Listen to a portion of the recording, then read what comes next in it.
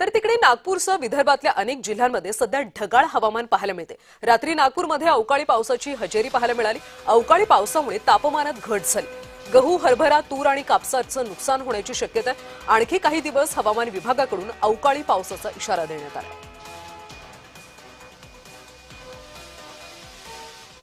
नागपूरसह विदर्भात अवकाळी पावसाने काल मध्यरात्री हजेरी लावली आणि संपूर्ण शहरभरात जर बघितलं असेल तर संपूर्ण झाडं जे आहेत ते उन्मळून पडलेले आहेत। सध्याच्या घडीला मी सोनेगाव पोलीस स्टेशन समोर उभा आहे। या ठिकाणी जर बघितलं असेल तर या परिसरात सुद्धा जे आहेत ते झाडे उन्मळून पडलेले आहे। एकूणच जर बघितलं असेल तर विदर्भात जे आहे ते भंडारा असेल, गोंदिया असेल, वर्धा असेल, या ठिकाणी जे आहे ते अवकाळी पावसाने हजेरी लावली आणि याचा फटका जे आहेत येथील शेतकऱ्यांना सुद्धा बसलेला आहे। एकूणच जर बघितलं असेल तर अवकाळी पावसामुळे गहू असेल, हरभरा असेल, तूर असेल, कापसाचे सुद्धा नुकसान झालेले आहे। आणखी काही दिवस जे हवामान विभागाकडून अवकाळी पावसाचे जे आहे तो इशारा देण्यात आलेला आहे। विदर्भ व मध्य भारतात कमी दाबाच्या पट्ट्यामुळे जे आहे ते सध्या विदर्भात 2 दिवस पाऊस असल्याची शक्यता सुद्धा जी आहे ते वर्तवण्यात आलेली आहे आणि संपूर्ण वातावरणात जर बघितलं असेल तर गारवा निर्माण झालेला आहे। सध्याच्या घडीला सोनेगाव पोलीस स्टेशन समोर परिसरात जर बघितलं असेल तर या ठिकाणी जे आहे नागपूर महानगरपालिका प्रशासनाकडून संपूर्ण झाड जे आहे ते इथून उठवण्याचे काम जे आहे ते सध्याच्या घडीला सुरू आहे। एकूणच जर बघितलं असेल तर हा उडान पुलावर सुद्धा झाडं पडले आणि हा रस्ता जो आहे हा